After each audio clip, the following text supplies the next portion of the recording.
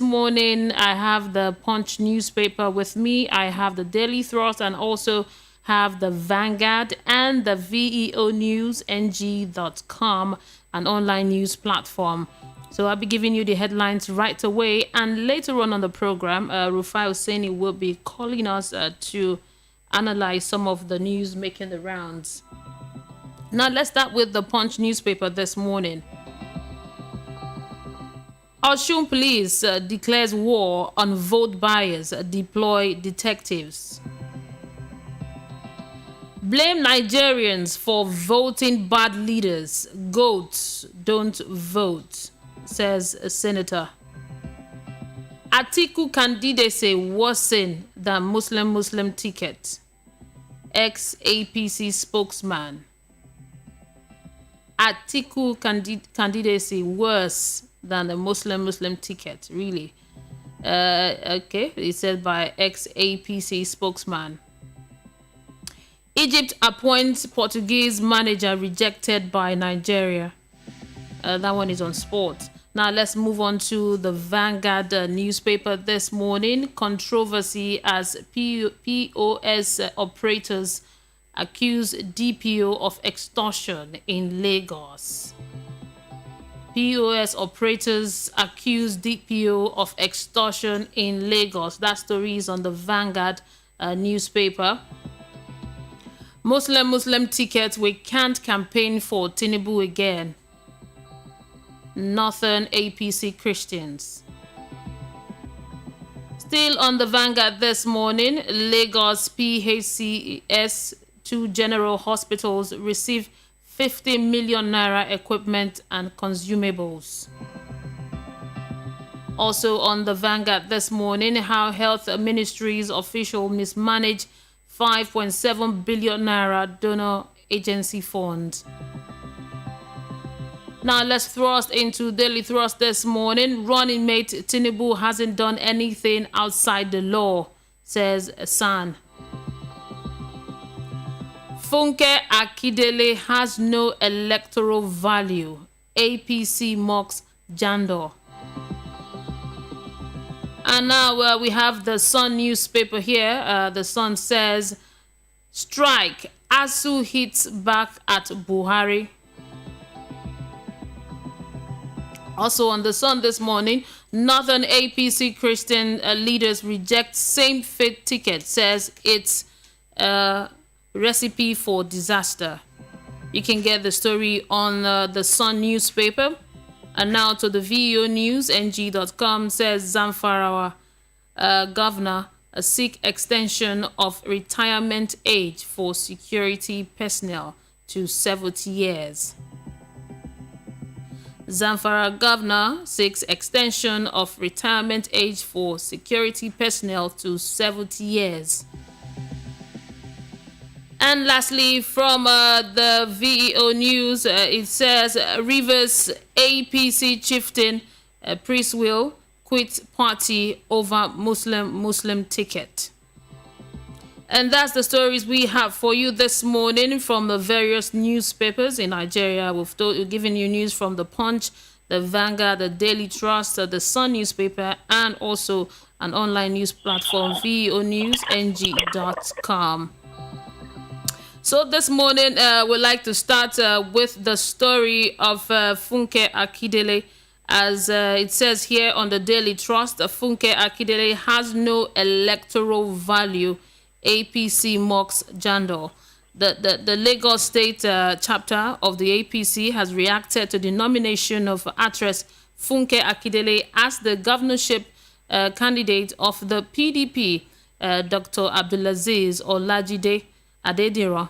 The spokesman for the party, Mr. Oladejo, in a statement said the choice of Akindele underscores the unseriousness of Lagos State PDP. How do you react to such statement made by the APC? Good morning, Rufai Oseni. Morning, Mary. Thank you for joining us this morning. Okay, concerning that, Mary, we need to, really interrogate a lot of things. Because I spoke to Jandor on Sunday on VOP during Impact with Rufai, And Jandor said, "Oh, I'm going to make my announcement on Tuesday. We have not picked a candidate yet." But I knew it was Funke Akindele because the story had trended last week. Yes. And when it came out, he was a little bit ambivalent until he made the announcement yesterday. I think what he's targeting is this. He is targeting youth. He is targeting a following. Funke Akindele has been an actress for well over 20 years, 25 years, because the first feature Funke Akindele featured in was a UNICEF and UNFDP sponsored program called I Need to Know. This was around 97, 98. And then Funke Akindele continued acting in the Yoruba music movie sphere up to when she had a hit movie called Jennifer. And that was closely followed up by a sitcom on TV called the Jennifer series, which has been successful for quite a while. But she comes with a lot of name recognition. Yes. But what we should also remember is that name recognition doesn't translate to political votes. And you see, we've made that mistake one too often in this country, and we need to be careful. It is not today that celebrities went into, electioneering process. Out of the first batch that went in the 2015 to 2019 elections, I remember that was when Nice, the Gongwan saw corner. Yes. And some other musicians, I think Ketenshaw too tried to run for House and the likes and all of them. But they failed. It was only Desmond Elliot, the actor, that sailed through because of the strong political backing he had, and he was able to sell his candidacy. Banky W is trying the second time. So it has shown you from that empirical factor stated that name recognition doesn't entirely translate into political gains. So the APC can have a point by saying that, it's not no electoral bank, because it's not the just. And let's also forget we have the story of Dr. DK2 that is a running mate. So the question you want to ask is, what is the outlook? But let's not also forget that Funke Akindele is a lawyer. Let's give it to her. Yes. So what is the electoral outlook of Funke Akindele on tickets? She's from Ikorodu. Will she be able to drive into Ikorodu votes? Has Funke Akindele ever reached out to a ward in Ikorodu? Because let me tell you something. Politics is very grassroots. I come from a long line of people that participated in politics since the First Republic. So I know that politics is very detailed and is very grassroots. People don't just vote for you overnight. They must know you in your ward. Do you attend ward meetings? Because you see, spread across all the wards in Lagos, all the political parties in various wards, they attend ward meetings, they give them things in the ward, they keep ward records, they have a chairman and a secretary for every ward. And all of that is done systematically over time. That's why you see that it's just hard for somebody to say, I want to get into politics today and get a top ticket. Because there will have been many people doing things at the ward level. Yes. So the question is, does she have that appeal?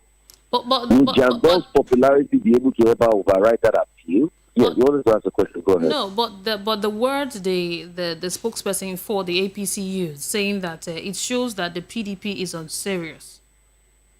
That from your analysis now, saying that because someone is popular doesn't mean the person can bring votes. But for the PDP making that choice of picking her as a running mate, Jandor picking her as a running mate, does it connote in any way that the party may be unserious? That politics is... I don't think it's a case of unseriousness, because let me tell you something. Everybody is called a madman until strategy works. That's true. And the person is called a genius.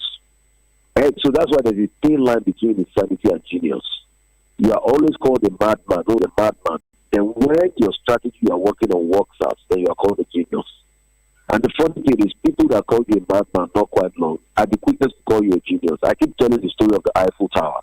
When they wanted to build the Eiffel Tower in France, a lot of people called Gustav Eiffel a madman. In fact, people went in the newspaper and wrote against building the Eiffel Tower. But today, the Eiffel Tower is one of the most iconic things in France.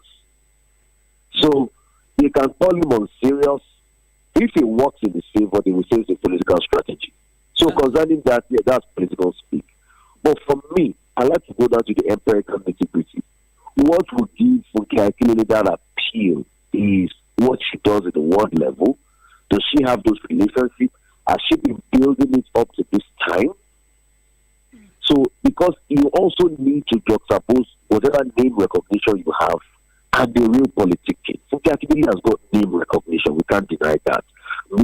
followers on Instagram, across every social media platform, successful, sitcom on television.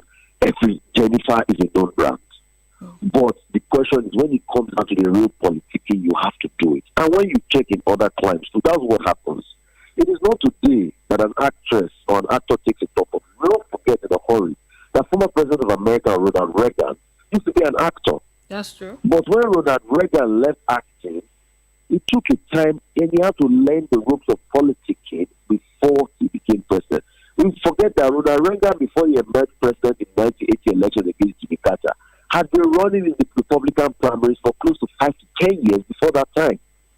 So apart from being an actor, anyway, he wasn't popular because he was a B-movie actor, wasn't an A-lister as such. He had to learn politicking itself. So my big poser is, as Funke Akindele learn politicking, and in the most remaining two elections, can she learn grassroots politicking and reach out to balance out the tickets? Okay.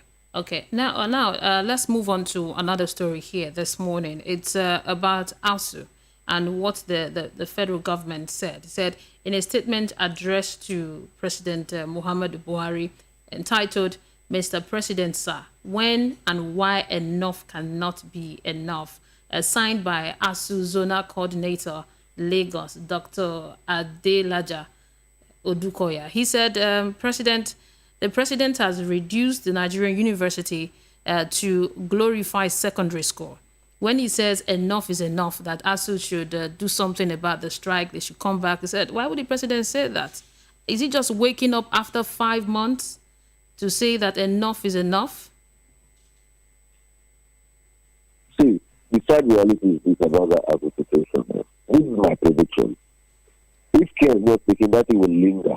And I pray it doesn't linger to the end of this administration. Because if it's to a large extent, the president is lame duck as we speak, is on his way out.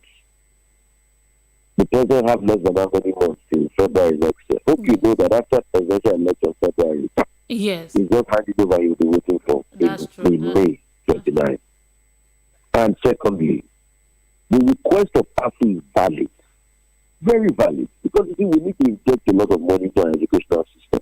And when you think of the massive corruption going on in Nigeria, you even get more upset. You usually heard about the case of the Accountant General with allegations of taking hundreds of billions away. If that money that is taken away in corruption has been given to ASUU, at least I know ASUU will call up the strike. Because I know it's totally not all of the 1.24 trillion they're asking for. But to a large extent, last year, this time we had a strike, it was about 30 billion the federal government paid. The money is 1.24 trillion. And also the sticking point about payment portal, IPPIS, and youth that the universities have designed themselves, and the government keeps renegating on. So if they fix that problem, we'll be able to go back to university. So when you look at all the indices, Nigerian university has become glorified secondary schools. That didn't used to be the case. And let me tell you, it's also a deliberate attempt. Government deliberately whittled down universities and destroyed the university system after the Ali must go protest in the 70s. Because they felt university unionism was at the increase. So they cut funding. And you see, that's the problem with Nigeria. How can a government, anyway, it was a military government that cut funding to universities? They destroyed the future of universities in this country just for their own selfish gains because they wanted to stay up in power. And that's why it comes back to the mindset of people thinking of themselves rather than the collective good of the country. The first that on the university system was because that the students were protesting including unionism in the 70s, and the military government didn't like it. And that has destroyed the system over time. Coupled with the case in the early 2000s. And you see, concerning this Africa, every Nigerian government has to be blamed. Because there's no dispensation that ASUU are not going to strike. So concerning the case in the early 2000s, remember the 49 Ilorin lecturers that they lied, yes, and all of that. We need to look for ways to solve the problem. The money ASUU is asking for is to revitalize and make our university better. Take for instance, there are no enough research grant money. Nigerian universities are not even centers of research. Most of even the research that we are grants from overseas. You see, a nation that is to grow, we invest in its education system. I was talking over time that the nations that are the most industrialized nations in the world, I noticed something among them. They have one of the biggest libraries in the world. Go and check it. America has one of the biggest libraries in the world, Library of Congress. Where is the National Library in Nigeria? What is even the state of the National Library in Nigeria? How many volumes of books does he hold? How are we keeping our national archives? You know, I do a lot of research work and I go to national archives where I go to see material from 1910, 1890 in Nigeria in real print form. The state of the National Archive in the University of Badon and the NUC, they are nothing to write home about. So it shows that we don't have value for education. And when we keep saying have to just go and call up the site, we should also say government go and do the needful. Out of the 1.something trillion they asked for, just a little over 300, close to 300 billion. That's to pay. So these are the problems. It's not that the lecturers want to punish students, but you see, you can't keep going around in circles. So the call of the strike last year, why was anything not done? You know that, Rufai Oseni, you know that this tells so much on the APC. The APC produced our president, Muhammadu Buhari. And if they can't solve this issue of ASUU and the strike and education issues in Nigeria, would Nigerians be confident enough to vote an APC member into the presidency? Because you said something earlier on that our president might not solve this issue because he's going to leave the office very soon, have less than 9 months in office. So how if the APC cannot solve the issue of education and ASUU, because it is the APC now? And you see, you are spot on. Talks keep collapsing. Let us get an empirical view. When the money was agreed, the last agreement, I think the last government paid, before this government paid 200 billion. When you check, that's in the highest that have been paying thus far. This government paid systematically, I think, 30 billion there, but I don't know the exact numbers. All right? Yes. But there's an indictment across board on every government itself. So, you see, concerning this ASUU situation, both the APC and PDP are guilty. Because PDP era too, there were massive strikes. You don't remember the strikes of the time of when Ukachukwu was ASUU president. That's true. It was only PDP government.